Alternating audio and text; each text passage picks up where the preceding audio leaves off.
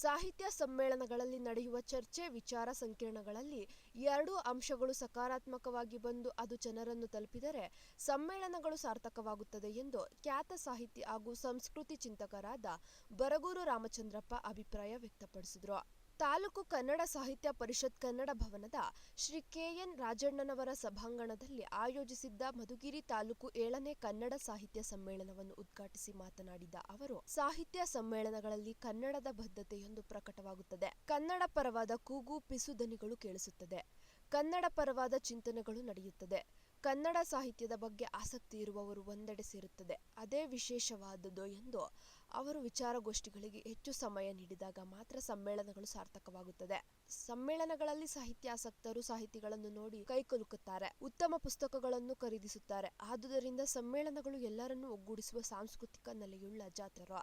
ಶಾಸಕ ಕೆ.ಎನ್. ರಾಜಣ್ಣ ಅಧ್ಯಕ್ಷತೆ ವಹಿಸಿ ಮಾತನಾಡಿದ ಅವರು, ನಾವು ಮಕ್ಕಳಿಗೆ ನಮ್ಮ ಇತಿಹಾಸದ ಬಗ್ಗೆ ಮನದಟ್ಟು ಮಾಡಿದಾಗ ಮಾತ್ರ ಅವರು ಇತಿಹಾಸ ತಿಳಿದುಕೊಂಡು ಹೊಸ ಇತಿಹಾಸ ಸೃಷ್ಟಿಸಲು ಸಾಧ್ಯ. ನಮ್ಮ ಪೂರ್ವಜರು ಹಾಕಿಕೊಟ್ಟ ತಳಹದಿಯನ್ನು, ಮಾರ್ಗದರ್ಶನವನ್ನು ನಮ್ಮ ಮಕ್ಕಳಿಗೆ ಪರಿಚಯಿಸಬೇಕು ಎಂದು ಅವರು ಕನ್ನಡದ ಮಹತ್ವವನ್ನು ಹೊಸ ಪೀಳಿಗೆಗೆ ಪರಿಚಯಿಸುವ ಕಾರ್ಯ ಸಾಹಿತಿಗಳಿಂದ ಆಗಬೇಕು. ಈ ಕನ್ನಡ ಭವನದಲ್ಲಿ ಸಾಂಸ್ಕೃತಿಕ ಚಟುವಟಿಕೆಗಳು ಹೆಚ್ಚೆಚ್ಚು ನಡೆಯಬೇಕು. ಸಾಹಿತ್ಯದ ಬಗ್ಗೆ ನಮ್ಮ ಯುವ ಜನತೆಗೆ ತಿಳಿಸುವ ಕಾರ್ಯ ನಿರಂತರವಾಗಿ ಆಗಬೇಕು. ಅವರು ಕೂಡ ಸಾಹಿತ್ಯ ಕೃಷಿಯಲ್ಲಿ ತೊಡಗಿಸಿಕೊಳ್ಳಬೇಕು. ಹೊಸ ಪುಸ್ತಕಗಳನ್ನು ಬರೆಯುವಂತಾಗಲಿ ಎಂದರು. ಇವತ್ತು ಇಲ್ಲಿನ ಈ ಸೌಂಡ್ ಸಿಸ್ಟಮ್ ಇದೆಯಲ್ಲ, ಈ ತರ ಒಂದು ಯಾವುದೇ ರೀತಿಯ ಅನಾನುಕೂಲ ಇಲ್ಲದ ರೀತಿಯಲ್ಲಿ ಮಾಡಿರ್ತಕ್ಕಂಥದ್ದು ತಾಂತ್ರಿಕ ದೃಷ್ಟಿಯಿಂದಲೂ ಕೂಡ ಬಹಳ ಉತ್ತಮವಾದಂತಹ ವ್ಯವಸ್ಥೆ. ನಾನು ಇದನ್ನು ಸ್ಮರಿಸಲೇಬೇಕು.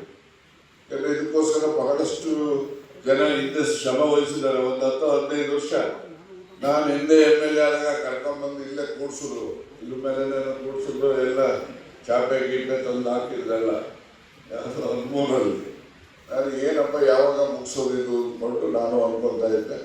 ಮತ್ತೆ ತಿರ್ಗಿ ನಾನು MLA ಇಲ್ಲದೆ ಇದ್ದಾಗ ಮಾಡಿಸಿದ್ದು, MLA ಇದ್ದಾಗ ಮಾಡಿದಂಥದ್ದಲ್ಲ. ಆದರೆ ಉದ್ಘಾಟನೆ ಮಾಡೋ ಅಷ್ಟೊತ್ತಿಗೆ ನಿಮ್ಮೆಲ್ಲ ಆಶೀರ್ವಾದದಿಂದ ನಾನು MLA ಆಗಿದ್ದೆ. ಮುಖ್ಯಮಂತ್ರಿಗಳು ಕೂಡ ಬಂದರು, ಉದ್ಘಾಟನೆಯನ್ನು ಮಾಡಿ ನಾವು ಈ ರೀತಿಯ ಒಂದು ಸಾರ್ವಜನಿಕ ಕೆಲಸಗಳನ್ನು ಮಾಡ್ತಕ್ಕಂಥದ್ದು ಅಂತ ಹೇಳಿದ್ರೆ ಬರೀ ಕನ್ನಡದ ಭಾಷೆಯ ಬೆಳವಣಿಗೆ ಅಂತಕ್ಕಂಥದ್ರ ಜೊತೆನಲ್ಲಿ. ಸಮ್ಮೇಳನಾಧ್ಯಕ್ಷ ಡಾಕ್ಟರ್ ಕೆ.ಪಿ. ನಟರಾಜು ಮಾತನಾಡಿ, ಕನ್ನಡ ಹಿತಚಿಂತಕರು, ಮಹನೀಯರು, ಸಂಶೋಧಕರು, ಪ್ರಾಧ್ಯಾಪಕರು ಗಂಭೀರವಾಗಿ ಚಿಂತಿಸಿ ಕನ್ನಡದ ಉಳಿವು ಮತ್ತು ಏಳಿಗೆಗಾಗಿ ಕ್ರಿಯಾಶೀಲರಾಗಿ ಹೋರಾಡಲು ಮುಂದಾಗಬೇಕಾಗಿದೆ. RTE ಕಾಯ್ದೆ ಸರ್ಕಾರಿ ಶಾಲೆಗಳ ಪ್ರವೇಶಾತಿ ಕುಸಿಯಲು ಕಾರಣವಾಗಿದ್ದು, ಸರ್ಕಾರಿ ಸಾಲ ವ್ಯವಸ್ಥೆಯನ್ನು ಮುಗಿಸಲು ಕೇಂದ್ರ ತಂದಿರುವುದು ಮಾರಕ ಕಾಯ್ದೆಯಾಗಿದೆ ಎಂದು ತಿಳಿಸಿದರು. ಸಾಹಿತ್ಯ ಅಂದ್ರೆ ಏನು ಅನ್ನೋದನ್ನ ಪುನಃ ಸ್ಪಷ್ಟಪಡಿಸಿಕೊಳ್ಳಬೇಕಾದಂತ ಒಂದು ಚಾರಿತ್ರಿಕ ಸಂದರ್ಭದಲ್ಲಿ ಇದು ನೋಡಿ, ಕಲೆ ಎಲ್ಲದರಿಂದ ಪ್ರತ್ಯೇಕಿಸುವ ಮತ್ತು ಕಲೆಯನ್ನು ಹೇಗೆ ನೋಡಬೇಕು ಎಂಬ ಬಗ್ಗೆ ಜಗತ್ತಿನಾದ್ಯಂತ ಬಹುದೊಡ್ಡ ವಾಗ್ವಾದಗಳೇ ನಡೆದಿದ್ದಾರೆ. ಕಲೆಯನ್ನು ಟಾಲ್ಸ್ಟಾಯ್ ಹೇಳ್ತಾರೆ ಏನಂತಂದ್ರೆ, ಕಲೆಯನ್ನು ಸರಿಯಾಗಿ ನೋಡದ ಕಾರಣಕ್ಕೆ ಜಗತ್ತಿನಲ್ಲಿ ಇಷ್ಟೊಂದು ದುಃಖ ಇದೆ ಅಂತ ಹೇಳ್ತಾರೆ.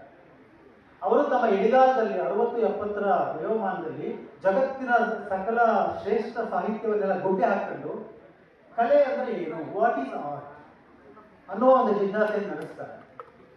ಅಂದ್ರೆ ಕಲೆಯನ್ನ ಸರಿಯಾದ ರೀತಿ ನೋಡುವ, ಕಲೆ ಅಂತಂದ್ರೆ ಸೃಜನಶೀಲ ಸಾಹಿತ್ಯ.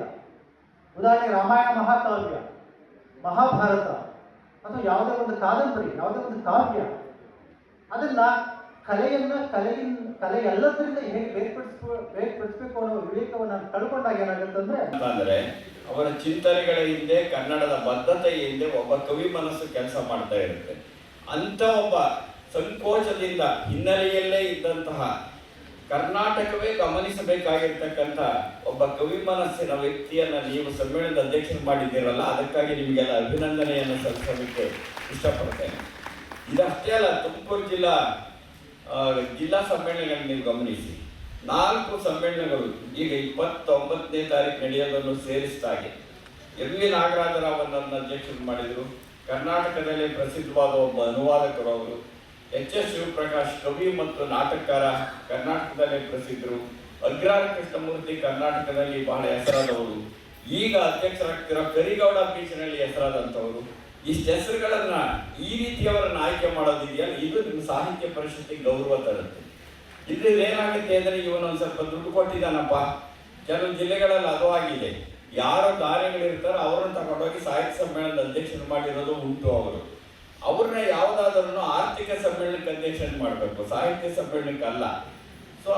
ವಿಭಾಗ ಅಧಿಕಾರಿ ಗೋಟೂರು ಶಿವಪ್ಪ, ಶಿಕ್ಷಣ ಇಲಾಖೆ ಉಪನಿರ್ದೇಶಕ ಡಾಕ್ಟರ್ ಬಾಲಗುರುಮೂರ್ತಿ, ಬಿಎಂಟಿಸಿ ಉಪಾಧ್ಯಕ್ಷ ನಿಖಿತ್ ಕುಮಾರ್ ಮೌರ್ಯ, ಕರ್ನಾಟಕ ಟೆಲಿವಿಷನ್ ಅಸೋಸಿಯೇಷನ್ ಅಧ್ಯಕ್ಷ Ravi R Garini, PWDEE Hanumantharao, KN Hanumantharayappa, Sahana Nagesh, ಪುರಸಭೆ ಮಾಜಿ ಅಧ್ಯಕ್ಷರುಗಳಾದ DG Shankaranarayan Shetty, MK Nanjundaiah, K Prakash, N Ranganna, Ayub G, A Manjunath, ಪುರಸಭೆ ಮಾಜಿ ಸದಸ್ಯ ಕೆ ನಾರಾಯಣ್, ಎಂಎಲ್ ಗಂಗರಾಜು,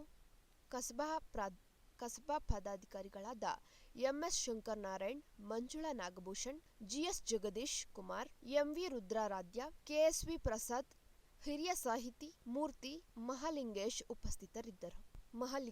ಉಪಸ್ಥಿತರಿದ್ದರು.